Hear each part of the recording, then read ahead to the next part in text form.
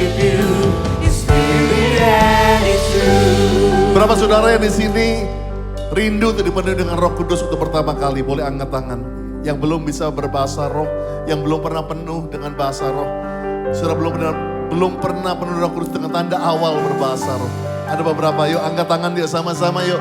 Di Pentecost Sunday ini pastor inginkan supaya kita dipenuhi kembali dengan Roh Kudus. Supaya kita kembali punya roh yang menyala-nyala itu. Ayo angkat pujiannya sekali lagi.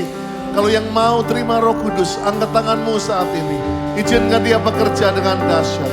I'm reaching for your heart. You hold my life. Tuhan sama yang rindu, penuhi. Drawing me closer to you. I feel your power. Penuh Roh Kudus saat ini ya Tuhan. Nothing compares to this place where I can see you face to face. I worship you in spirit Sekali lagi. and in truth. I'm reaching for your heart. I'm reaching For your heart. hold my life. You hold my love, Lord God. Drawing me Closer to you. I feel your power renew. Nothing compares to this place where I can see you face to face. I worship you in spirit and in truth. Biar yang rindu akan menerimanya. Yang lapar dan haus akan dikenyangkan oleh Tuhan. Terima kasih for the Pentecost Sunday. Bicara kepada kami. Bicara lewat hambamu Tuhan. Urapi hambamu. Beri kekuatan buat hambamu. Di dalam nama Yesus. Yang siap dengan firman Tuhan katakan. Amen. Berikan tepuk tangan buat Tuhan GC. Silakan duduk saudara dikasihi Tuhan. Selamat sore. Happy Pentecost Sunday. Katakan shalom. Shalom, haleluya. Saya ingin menyambut komunitas dari Karawaci. New Deep Karawaci, could you stand up anak-anak Karawaci? Yes, haleluya, welcome. Miss you guys. Wow, luar biasa. Silakan duduk. Kami dari GC sedang membapai satu komunitas yang ada di Karawaci. Saudara yang tinggal dari daerah Jakarta Barat, dekat Karawaci, setiap Sabtu ya, Pastor Hengki, Pastor Jill yang mengembalakan mereka. Dan sekarang ada di gedung mana? Masih di Overseas? Overtaste di daerah Gading Serpong ya. Yang saudara bisa bergabung jam 4 sore ya. 4 sore setiap hari Sabtu ada New Deep Karawaci. Berikan tepuk tangan buat mereka. Luar biasa, welcome guys, welcome home. It's good to be home ya. Saya ucap syukur, terima kasih doa-doanya. Pastor oke-oke aja kok ya. Ada berapa yang DM saya waktu dengar saya sabbatical leave. Dia bilang, Pastor disabatkan ya. Dosa apa Pastor ya katanya. Lain disabatkan dengan sabbatical leave itu lain. Sebetulnya rencananya waktu umur 50 tahun lalu. Tapi karena waktu itu mami mertua meninggal dan terus saya juga mulai onsite kan gak enak langsung sabbatical leave. Penting bagi hamba Tuhan untuk berani ambil waktu sabat. Dan menemukan kembali panggilannya. Dan saya sungguh, 1,5 bulan saya ngalami lawatan Tuhan. Lihat justru gereja ditinggal, gereja makin bertambah, gereja makin diberkati. Saya bilang ya luar biasa ya. Saya sampai bilang sama Lia, kita perpanjang aja gitu. I miss you guys ya. Love you all the pastoral, terima kasih setiap minggu menggantikan saya tempat ini. Let's honor my pastoral team. Thank you Donny. Thank you Timmy, thank you Billy, thank you Pak Monty yang supporting me dan sudah menggantikan saya selama 1,5 bulan hari ini. Well, saya cuma punya waktu sebentar karena jam 6 sudah harus mulai lagi kebaktian. Saya akan kasih landasan saja bahwa setiap Pentecostal Sunday kita cuma diingatkan bahwa kita ini akan menerima kuasa, katakan kuasa. Dan kuasa untuk menjadi saksi. Di Kisah 1 ayat 8, kamu akan menerima kuasa. Kalau Roh Kudus turun ke atas kamu. Untuk apa? Menjadi saksinya Tuhan Yesus di Yerusalem, Yudea, Samaria sampai ke ujung bumi. Artinya apa sih Pastor? Pesan Pentakosta adalah kita menjadi gereja, orang-orang percaya penuh dengan kuasa Roh Kudus. Dan menjadi saksi. Bukan hanya menceritakan kehebatan Tuhan dalam kehidupan kita. Tetapi meyakinkan orang dan kuasa itu untuk menerima Yesus sebagai Tuhan dan Juru Selamat. As simple as that. Pentecostal message adalah kuasa dipakai untuk menceritakan, menyaksikan mengenai pekerjaan Tuhan yang dahsyat sehingga yang mendengarnya menjadi percaya dan menerima Dia sebagai Tuhan dan Juru Selamat. Pada hari ini kita akan belajar dari kisah 10. Biasanya diambil kisah 2-3 di upper room, lidah-lidah api turun, Petrus berubah, marketplace tiba-tiba mereka jadi mega church in one day ya. Tapi saya percaya Pentecostal Sunday bukan hanya Tuhan rindu melahirkan gereja besar. Bukan di situ, karena Kisah Rasul memang dimulai dengan tiba-tiba satu hari jadi 4.000 orang. Tapi setelah itu jadi proses, katakan proses. Jadi proses di mana mereka disebarkan di seluruh dunia. Dan biasanya orang hanya melihat kisah 2, kisah 3. Dan saudara, kalau saudara pelajari dari kisah Rasul 2 sampai kisah Rasul 10, itu cuma bertumbuh. Dari cuma berapa ratus orang percaya di Yerusalem menjadi ribuan orang. Ingat bahwa dikatakan tiap hari Tuhan menambahkan orang-orang yang percaya. Tiap hari diselamatkan. Jadi ada orang yang pernah menghitung bahwa dalam waktu kisah 2 sampai kisah 10. Itu jemaat di Yerusalem 75% menjadi orang percaya. Sudah bayangkan itulah kuasa Roh Kudus yang dahsyat. Berikan tepuk tangan bagi nama Tuhan. Nah tapi Tuhan ingat goalnya Pentecost Sunday bukan buat gereja besar. Nah seringkali kita salah. Seringkali kita salah kaprah, kita pikir Tuhan Roh Kudus selesai waktu gereja udah besar. Tapi Tuhan belum selesai.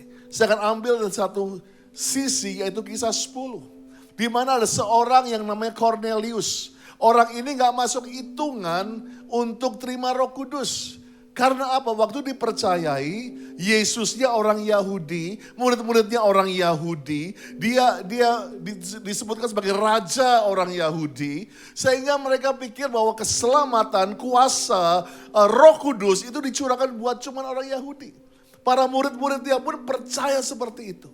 Tapi Tuhan izinkan, semua bilang izinkan. Tuhan izinkan kuasa Roh Kudus itu keluar, breakthrough untuk menjamah seorang yang tidak layak. Bukan orang Yahudi, orang Itali yang mungkin, dan dia perwira Itali. Bukan orang Yahudi. Tiba-tiba, tapi dikatakan orang ini suka berdoa, katakan suka berdoa.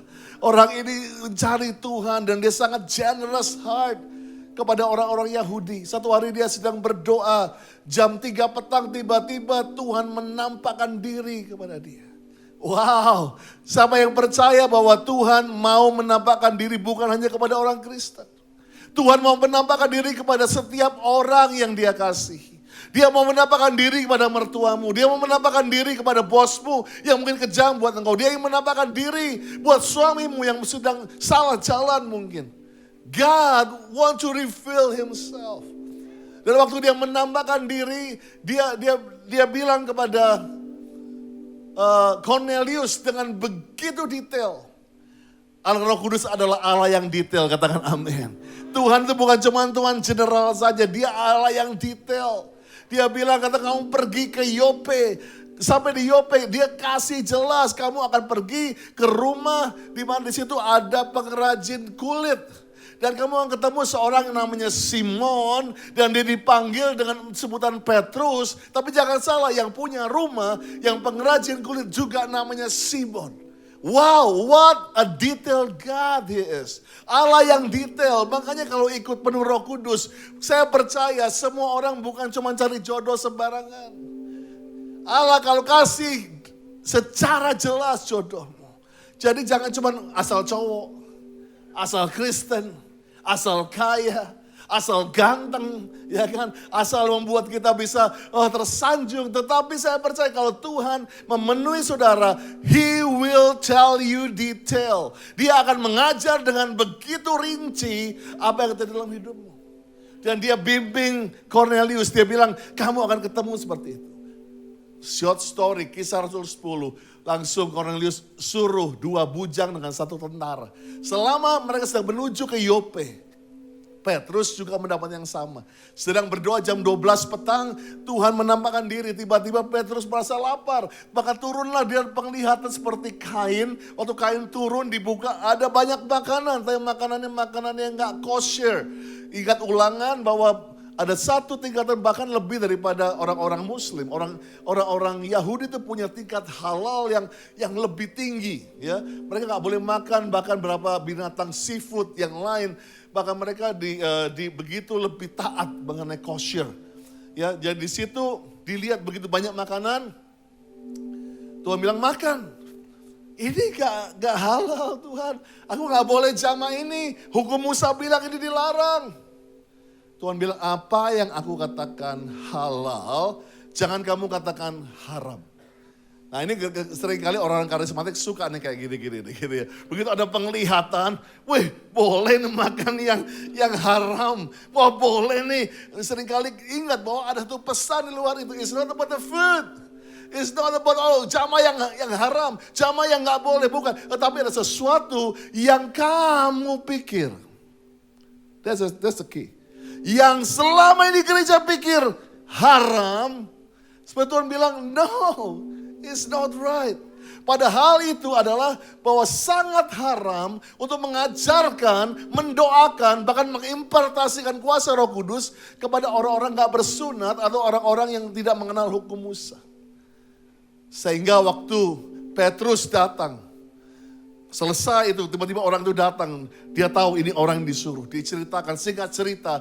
Akhirnya dia datang ke rumah Cornelius. Dan apa yang dia katakan pada waktu itu, saya ambil dari terjemahannya saja. The Message, Kisah Rasul 10 ayat 34 sampai 36. Waktu itu langsung Petrus ketemu Cornelius, dia bilang, aku meledak. Katakan meledak. Dia meledak dengan satu kabar baik. Dikatakan mengenai kebenaran Tuhan. Gak ada yang lebih besar, lebih sederhana lagi. Aku jelaskan bahwa Tuhan tidak main favorit-favoritan. Tuhan gak main siapa yang paling tersayang, siapa yang paling layak, siapa yang nomor satu, siapa yang bisa terima. Tuhan tidak punya favorit. Berikan tepuk tangan bagi nama Tuhan. Oh, kalau ada di sini bilang aku anak kesayangan, aku lebih disayang. Seringkali kita pikir bahwa kita ini menjadi, kenapa gereja menjadi cuman playground Holy Spirit? Karena kita pikir kita hanya sampai di kuasa. Playing with the Spirit, the Holy Spirit. Kita mendapatkan kuasa untuk menyembuhkan, kuasa untuk bebas, kuasa menjadi berkat dan segala macamnya. Tapi Tuhan mau hari-hari ini gereja bukan menjadi playground kuasa, tapi kita menjadi tempat di mana saksi, cerita mengenai Yesus itu keluar. Katakan amin. Dan dikatakan God plays no favorites. Gak ada perbedaan. Siapa kamu? Dari mana kamu berasal? Gak ada perbedaan di situ. Tuhan cuma bilang ini, selama kamu mau Tuhan, if you want God, asal kamu rindu sama Tuhan dan siap melakukan apa saja yang Dia katakan, the door is open. Pintu itu terbuka. Nah, ini kan gak ada di dalam kom kita. Seringkali kita pikir sederhana banget sih. Selama kamu mau taat sama Tuhan, the door is open. Seringkali kita ini membuat complicated Kristen ini. Betul kita ada Bible study. Betul kita diuji, ada karakter kita di cool. Sebelum melayani dilihat dulu. Tapi seringkali itu menjadikan itu hukum. Tapi yang Tuhan mau, asal kamu rindu, asal kamu melakukan apa yang aku katakan, bahwa pintu itu akan terbuka. The message He sent to the children of Israel. Pesan yang Dia kirimkan, bahwa lewat Yesus semuanya menjadi disatukan lagi. Dia melakukan di mana saja, untuk siapa saja. Saya berikan judul message Pentecostal Sunday ini adalah everyone. Semua bilang everyone. Semua orang, katakan semua orang.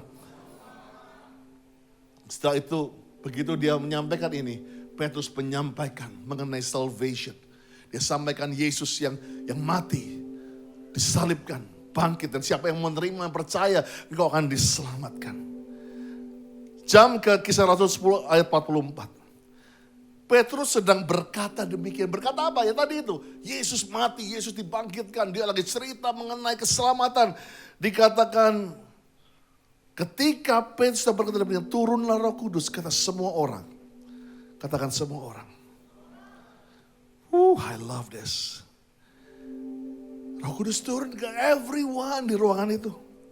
Yang sedang mendengarkan pemberitaan itu. Bahkan ayat 45 semua orang percaya dari golongan bersurat. Bahkan orang-orang yang disebut disciples. Mereka tercengang-cengang. Timnya Petrus bilang. Karena mereka melihat bahwa karunia Roh Kudus dicurahkan juga ke atas bangsa-bangsa lain juga. So saya percaya ini yang kita harus mengerti di Pentecostal Sunday hari ini. Yang pertama, Holy Spirit is for everyone. Berikan tepuk tangan bagi nama Tuhan. Hari ini gak ada kecualian. Gak ada di sini yang kelas 2. Ya, kalian lagi cari itu tiket Coldplay, mau cari yang paling mahal. Oh, aku cuma bisa kelas yang festival. Di tempat ini gak ada favorit-favoritan. Semua VVIP di hadapan Tuhan. Semua disayang Tuhan. Semua mau disembuhkan oleh Tuhan. Semua mau dirubah oleh Tuhan. Hai Jesus. Maka dikatakan di situ, waktu mereka sedang mendengar itu, tercengang karena tiba-tiba mereka penuh dengan Roh Kudus. Mereka mulai berbahasa. Holy Spirit is for everyone. Jangan gampang mengadili, oh karena aku gereja yang ada embel-embelnya Roh Kudus. Ada embel-embel karismatik. Aku Pentakosta, aku Bethel, aku Tabernakel. Seringkali kita merasa lebih VIP, merasa lebih sensitif, lebih dengar suara Tuhan. Tuhan gak main favorit-favoritan di sini. Saya pernah punya pengalaman pertama kali. Saya ditumpangi tangan dengan guru SD saya. I still remember Suster Yohana. Ya, siapa di sini pernah naksir gurunya sendiri? Saya ingat saya begitu adore her karena dia begitu a nun, seorang biarawati, Catholics. Dia begitu penuh kasih. Setiap hari dia bilang, Andy, are you okay? Andy, are you okay? Karena dia tahu saya dari seorang yang kekurangan kasih Bapa. Dan saya masih ingat retreat pertama. Biasa di retreat sekolah Katolik disuruh tulis dosa-dosanya. Waktu itu saya gak berani tulis apa-apa. Dan saya ingat dia coba taruh tangannya. Dan dia mulai berkata-kata, Kurabaseda bakaya ralabasa. Ratakaya basura bakal. Saya gak mengerti, saya coba liatin dia. Tapi dia berbahasa sesuatu yang saya gak mengerti. Saya setelah umur 11 tahun waktu terima Roh Kudus, saya baru tahu itu bahasa roh.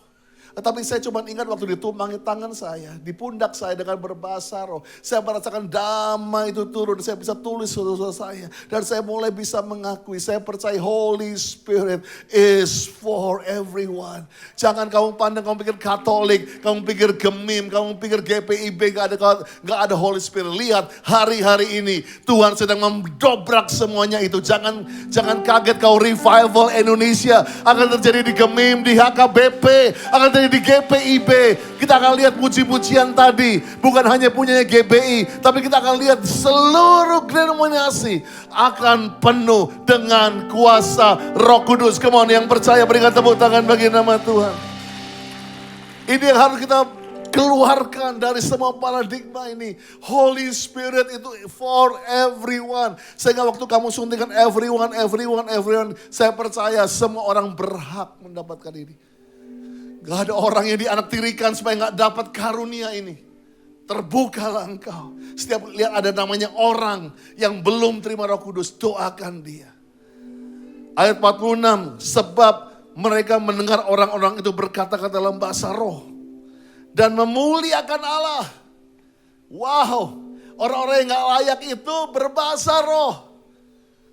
Tapi gak cuma stop bahasa roh. Nah gereja seringkali stop bahasa roh. Mereka berbahasa roh dan tetap jadi batu sandungan. Itu buahnya. Tapi yang Tuhan mau berbahasa roh dan muliakan Allah. Itulah the real Pentecost message.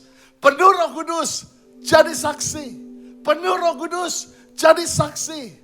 Kenapa selama ini 1900 sekian tahun gereja cuman hanya menjadi cemoohan. Karena gereja cuman punya kuasa Gereja berbahasa roh, tapi gak jadi saksi. Gak memuliakan Tuhan. Lihat, makan di negara-negara barat, mayoritas yang dulunya Kristen menurun gereja dijual di Eropa. Why? Because we stop berbahasa roh saja. Tapi kita gak memuliakan Allah. Kita gak bercerita mengenai besarnya Tuhan. Sebab itu, berapa minggu lagi saya akan bergabung dengan Pastor Nico untuk ada di Amsterdam, di mana semua orang akan mendengar message mengenai everyone. Saya siapkan khotbah ini, siapa tahu ada yang batal khotbah, saya bisa khotbah gantikan begitu. But by the way, mereka judul konferensi everyone. Di mana semua pembicara sedang excited untuk mempunyai agreement bahwa 10 tahun mulai Pentakosta 2023 sampai Pentecost Sunday 2033. 10 tahun ini kita akan rubah paradigma gereja. Bukan hanya berbahasa roh saja, tapi kita akan memuliakan Allah. Berikan tepuk tangan bagi nama Tuhan. Ayat 47. Bolehkah orang-orang mencegah untuk membaptis orang dengan air? Petrus bilang, mereka udah bahasa roh. Penuh Roh Kudus. Masa gak boleh dibaptis dengan air? Sedangkan mereka telah menerima Roh Kudus. Ayat 48. Lalu ia menyuruh mereka dibaptis dalam nama Yesus. Kemudian mereka meminta Petrus supaya tinggal beberapa hari lagi bersama-sama dengan mereka. This is number 2, deklarasi kita. Pertama, Holy Spirit for everyone. Yang kedua, salvation, keselamatan buat semua orang yang percaya. Berikan tepuk tangan bagi nama Tuhan. Gereja jangan cuma pikir, aku yang berhak mendapatkan keselamatan. Tapi Tuhan bilang, for God so loved the world. Begitu besar kasih Tuhan kepada dunia ini. Come on. Kamu harus mengerti hatinya Tuhan. Supaya kamu bisa mendeklarasikan Tuhan, Holy Spirit for everyone. Yang kedua, salvation for everyone. Mungkin kamu sedang pahit dengan suku tertentu. Pahit dengan agama tertentu. Yang dimana kamu kutuki tanpa kamu sadari. Ingat, salvation is for everyone. Biarlah 10 tahun ini kita gereja demi gereja bergandengan tangan. Apa yang kita gak lakukan selama 1900 sekian tahun. Biarlah 10 tahun ini boleh kita menggenapi Great Commission. Amanat agung itu diselesaikan. Setiap lutut bertelur, setiap lidah mengaku Yesus Kristus adalah Tuhan. Kau mohon berikan tepuk tangan, jangan setengah-setengah. Salvation is for everyone. Dan yang terakhir, waktu itu begitu heboh. Karena apa? Kisah Rasul 2-10. Gereja Yerusalem yang meledak jadi mega church. Tapi begitu ada cerita Cornelius, diizinkan orang non-Yahudi boleh ke gereja. Pada waktu itu, Petrus dan Barnabas bilang, ini kesempatan men. Dia pergi ke Filipi, ke Korintus, ke Efesus, ke tempat-tempat yang begitu susah. Di mana orang Yunani di situ. Mereka mulai buka gereja, boom, besar, jemaat bertambah. Terjadilah kisah 15, ini Bible study sedikit. Kisah 15 itu terjadi sidang Yerusalem. Tiba-tiba harus terjadi sidang sinode darurat. Karena apa? Isinya akan memanggil saudara Petrus, memanggil saudara Paulus dan Barnabas untuk menjelaskan karena mereka berani mendoakan orang-orang yang tidak bersunat untuk terima Roh Kudus. Bahkan Paulus buka gereja, tempat-tempat jemaat di kota-kota yang bukan umat Yahudi di sana. Mereka dipanggil dan yang pertama dikatakan Petrus yang bicara. Petrus bicara mengenai apa yang dialami di Cornelius.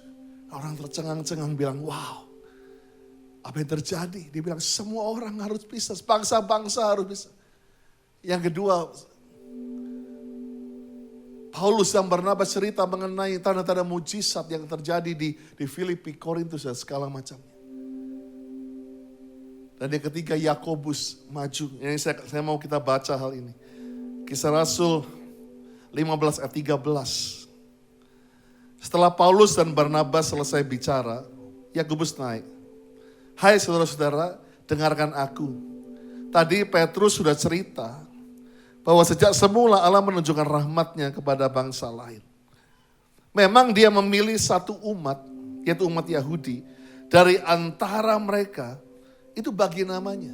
Memang Tuhan pilih dulu umat Yahudi. Sama seperti beberapa saudara yang dipilih duluan sebelum keluarga besarmu. Berapa saudara dipilih menjadi Kristen di antara orang di kantormu. Berapa saudara yang menjadi sulung, menjadi awal daripada kesabaran. Ada di sini yang mengalami tertekan, mau diambil warisannya, mau dicabut namanya. Karena engkau merasakan menjadi yang sulung. Berbahagialah kalau kamu menjadi pembuka keselamatan. Tapi bukan berarti keselamatan cuma punyamu. Lewat engkau, berbahagialah engkau yang menjadi kunci. Karena lewat engkau, seisi rumahmu diberkati, dibebaskan, mengenal Tuhan. Seringkali kita pikir, mereka gak ngalamin apa yang aku alami. Bersyukur mereka gak alamin apa yang kamu alami. Kamu mengalami proses, supaya orang bisa mengalami keselamatan itu. Itu yang Yakobus bilang, hey Israel, hai gereja yang awal, hai gereja-gereja yang sudah ada di tahun 2023. Memang kamu mengalami proses selama ini. Waktu kamu dengar ini enaknya ya. Holy Spirit for everyone, salvation for everyone. Mereka bakar gereja seenaknya. Mereka hancurkan orang-orang Kristen seenaknya. Wow, kita gak bicara mengenai Sarah di sini. Tapi sekali itu Tuhan izinkan proses itu terjadi. Seringkali kita diizinkan mengalami proses supaya cinta kita sama Tuhan teruji benar. Dan di hari Pentakost Sunday itu, Yakobus juga bilang bahwa dia menunjukkan rahmat kepada bangsa lain. Itu memilih suatu umat dari antara mereka bagi namanya. Hal itu sesuai dengan ucapan para nabi termasuk Amos. Tertulis, aku Tuhan akan kembali membangun kembali pondok Daud yang telah roboh. Kata pondok Daud jelas punya orang Yahudi. Memang artinya Tuhan pakai orang Yahudi untuk menjadi, sehingga ada contoh, ada display. Ini loh, Tuhan pakai pondok Daud itu apa sih? Ini yang Pak Dekuat bahkan sejak 88. Pondok Daud adalah gaya hidup penyembah yang intim. Ingat bulan ini kita sedang belajar intimacy. Orang yang intim, maka orang itu suka doa. Orang yang intim suka baca firman. Yang intim suka memuji, menyembah. Sari ngajar kepada saudara minggu yang lalu. Nah, saya percaya itulah yang Tuhan mau. Karena dia sedang membangun kembali keintiman yang telah roboh. Reruntuhan yang akan kubangun kembali dan akan kuteguhkan. Supaya semua orang, katakan semua orang. Supaya everyone yang sedang mencari Tuhan, segala bangsa, every nation yang tidak mengenal Allah, kusebut milikku. Demikian firman Tuhan yang melakukan semuanya ini, yang diketahui dari sejak semula. The number 3, the last one, yang terakhir, church is for everyone. Amen. Holy Spirit buat semua orang, Roh Kudus buat semua orang. Keselamatan buat semua orang. Gereja buat semua orang. Saya gak tahu apa yang akan terjadi 10 tahun ini. Tadi saya di VIP aja meledak. Saya bilang Pak Monty, separuh saya takut. Karena saya gak tahu bagaimana menjelaskan. Gak masuk akalnya Tuhan bekerja di akhir zaman ini. Tapi separuh saya begitu excited karena bukan kekuatan manusia akan tunjukkan, bukan kekuatannya Andi, Pak Niko, kekuatan GBI, tapi kekuatan Holy Spirit yang sebenarnya. We excited untuk melihat satu masa Holy Spirit for everyone, salvation for everyone. Siapa yang Tuhan bisa loh buat tiba-tiba dia cuma tulis I love you Jakarta di langit itu, dia cuma tulis itu. Ada orang-orang mulai berlutut di pinggir jalan. He can do that. Tapi kita gak pernah tahu. Kita kan kepikirnya Tuhan spektakuler seperti itu. But believe me, God can do it. Tuhan bisa lakukan lebih besar daripada kita pikirkan. Come on, stand up together. Are you excited, church? I'm excited. Aku pulang ini karena begitu excited. Karena di Indonesia ini kita akan ngalamin satu masa yang betul sebelum pemilu ini deg-deg ser. Sebab itu we need to pray. Karena 10 tahun ini kita akan melihat satu revival yang terbesar dan terakhir. Tapi jangan pakai pikiran ini. Karena semua revival digabungkan pun gak bisa dibandingkan dengan revival ini. Sehingga jangan pernah buat panitia dulu. Doa. Saya lihat mulai sebulan ini. Itu hadirat Tuhan naik terus. Makanya ini PPW habisin waktunya banyak bener gitu ya. Semua pembicara bilang ini PPW terus. Tapi gak apa-apa. Ada waktunya nanti. Gak ada yang bisa bicara. Gak ada yang bisa nyanyi di sini. Kita semua akan sujud di hadapan Tuhan. The King of Kings, the Lord of Lords. Haleluya. Kemuliaan-Mu datanglah. Penuhi tempat ini. Kami rindu di Pentecost Sunday ini Tuhan. Bersemayam di GCN penuh dengan kemuliaan-Mu. Ya Allah mulia. Kerajaan-Mu datanglah di bumi seperti di Surga. Lawatlah Tuhan, kami rindukan kemuliaan-Mu. Ayo semangat. Kemuliaan-Mu datanglah, penuhi tempat ini. Bersemayam di tahta-Mu, ya Allah mulia. Kerajaan-Mu datanglah, bumi seperti di surga. Lawatlah Tuhan, kami rindukan kemuliaan-Mu datanglah. Ini yang saya dapatkan waktu di Amerika. Tuhan bilang, I will do the acceleration. Aku sedang mengadakan percepatan itu. Dulu mungkin butuh 10 tahun buat engkau bertobat. Tapi di generasi ini, I will do it in 1 second. Tuhan akan buat dalam 1 detik. Bahwa 1 generasi. Bahkan dikatakan Yesaya berkata, can a nation be born in 1 day? Bisakah satu bangsa dilahirkan dalam 1 malam? Itu yang Tuhan sedang challenge kita. Tuhan sedang membuat acceleration. Kalau kita percaya, kita mau melakukan perintah Tuhan. The door is open. The door is open. Sehingga setiap minggu waktu sudah berdoa buat Indonesia. Pray with all of your heart. Berdoa dengan segenap hatimu. Karena saya percaya ada nyanyian dari kepulauan timur. Akan ada nyanyian dari daerah timur sampai ke barat. Dan dimulai di Indonesia. Kamu berikan tepuk tangan bagi nama Tuhan. Kita akan pujian sekali lagi. Kemuliaan-Mu. Kemuliaan-Mu